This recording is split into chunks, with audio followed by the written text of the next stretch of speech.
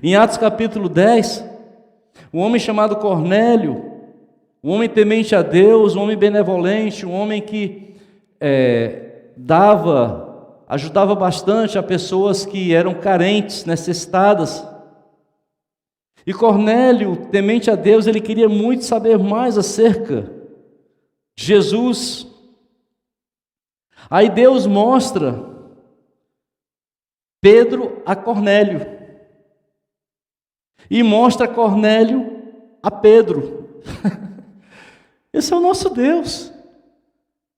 Não tem embaraço com o Senhor, Ele faz, Ele conserta o que for necessário, Ele mostra o que é necessário.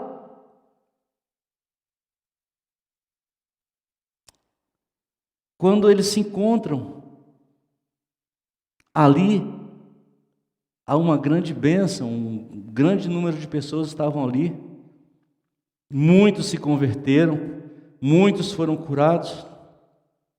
E a gente pensa o seguinte: tudo que eu falei aqui foram textos bíblicos, pessoas, são relatos da palavra de Deus. Então, algumas pessoas podem pensar, mas isso está na Bíblia, está na Bíblia.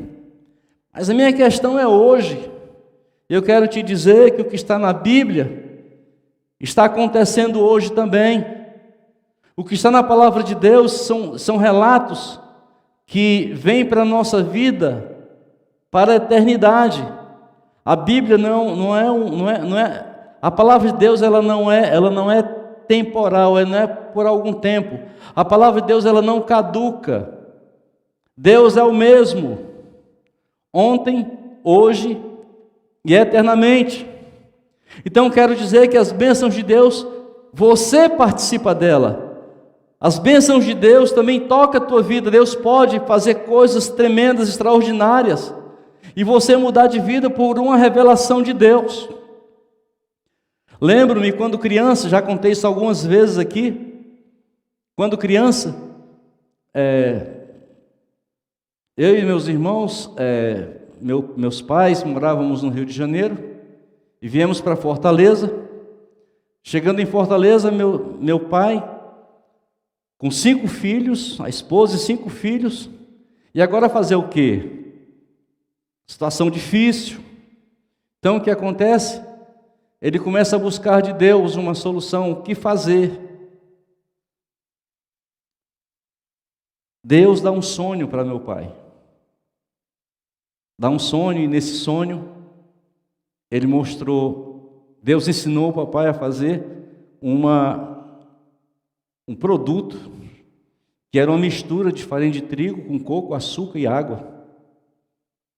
Depois colocava isso no forno, deu um negócio cheiroso, gostoso, e ele chamou de Maria Maluca. Sabe, queridos, isso mudou a vida dele, porque isso vendia como água, tanto ele fazia como vendia, ele prosperou. Em consequência dessa visão que Deus deu para ele, através de sonho, essa revelação, ainda hoje, eu e meus irmãos somos abençoados por essa experiência que o meu pai teve há tantos anos. Sabe? Então, queridos, Deus ele não funcionou para uma época, não funcionou para um povo, não, Deus é eterno. Aleluia. Aí quando eu penso nisso aqui tudo, querido, sabe o que eles tinham em comum? Sabe o que existia em comum entre eles? Eu vou dizer. Todos estavam em um ambiente de comunhão com Deus. Todos desfrutavam de um ambiente de comunhão com Deus. Todos da Bíblia? Da Bíblia. E também o que estava fora da Bíblia. Quer dizer, fora não, porque ele estava exatamente porque estava dentro da Bíblia. Não estava escrito, mas ele estava crendo na Bíblia. Por isso ele também estava nesse ambiente de adoração. Como é importante estar nesse ambiente. Ambiente de comunhão, ambiente de honra, ambiente de temor e obediência. Esse é o ambiente operacional. Esse é o ambiente onde Deus reina, onde Deus trabalha, onde Deus faz. Aleluia! Paulo estava nesse ambiente quando tem essa visão. Deus tem propósito. Deus não dá uma visão se não houver um propósito. Mas muitas vezes o propósito de Deus vem através de um coração faminto e sedento dele, que começa a interceder e Deus coloca um propósito naquela oração. Paulo e sua comitiva já tinham recebido 2 nãos, foram impedidos 2 vezes pelo Espírito Santo, mas por conta dessa visão, uma terceira porta é aberta. Só que essa porta que é aberta, ela foi aberta pelo Senhor. E a porta que o Senhor abre, ninguém fecha. Alô? A porta que o Senhor abre, ninguém fecha. O teor da visão era um pedido de ajuda. Aqui é a Macedônia que precisa de ajuda. Aqui é a Macedônia. Chegando na Macedônia, o grupo de Paulo viajou para Filipos, uma cidade onde os habitantes tinham orgulho de serem cidadãos romanos.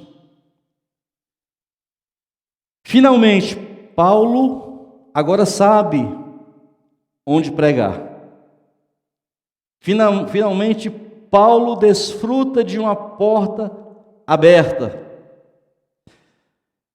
Eu tento me transportar para aquela época diante de Paulo e eu consigo ver a alegria de Paulo. A alegria de Paulo porque ele não desistiu. A alegria de Paulo porque, mesmo com 2 vezes ouvindo não do Espírito Santo sobre coisas que ele ia fazer a nível de reino, mas ele não desistiu, ele continuou, ele foi avante, ele não perdeu o foco do que ele queria fazer, do que Deus ia fazer através dele. Ele não perdeu o foco, não desistiu. Aqui, queridos, eu chamo a atenção para algo que precisamos ter muita cautela, muito cuidado. Sabe, queridos, como é fácil nós desistirmos, como é fácil.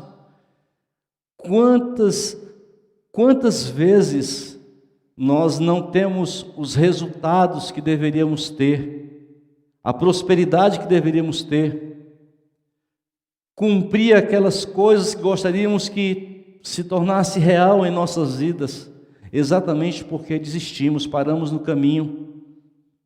Quantas vezes nós desistimos do trabalho? Não era isso que eu queria. E aí pede as contas e vai para casa para fazer nada. Quantas pessoas Deus galardoou com o ministério, pessoas que são tão abençoadas, pessoas que sabem fazer, tem algo especial de Deus para fazer aquilo ali, exercer aquela função para o reino, aquela tarefa, aquele ministério, e simplesmente abandona, deixa de lado como se isso não fosse presente de Deus.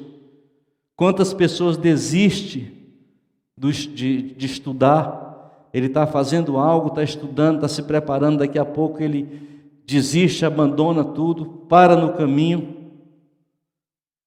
Quantas pessoas nesses dias, queridos, é triste ouvir que com essa pandemia, o número de pessoas que estão se separando, é triste isso. É triste pessoas que estão desistindo do seu esposo, da sua esposa. Sabe, é terrível, queridos, quando esse seria o momento para estarmos mais juntos, agregarmos mais valores um ao outro. Sabe, queridos, nós entrarmos numa afinidade maior, onde seria um potencial maior nas mãos de Deus. No entanto, quantas pessoas, quantas esposas desistindo dos seus maridos, e quantos maridos desistindo de suas esposas. Cansei, parei de lutar, não tenho mais força, não creia nessa mentira do diabo.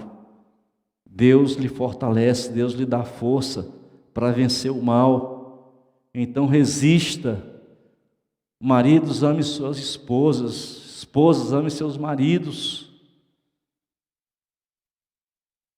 Quantos têm desistido de continuar focado nas coisas do alto? Quantos? Lembro-me da saudosa irmã Nilza Munguba. Ela tinha essa frase, ela gostava dessa frase, ela amava essa frase: quem para no meio do caminho não chega a lugar algum. Quão verdadeiro é essa frase.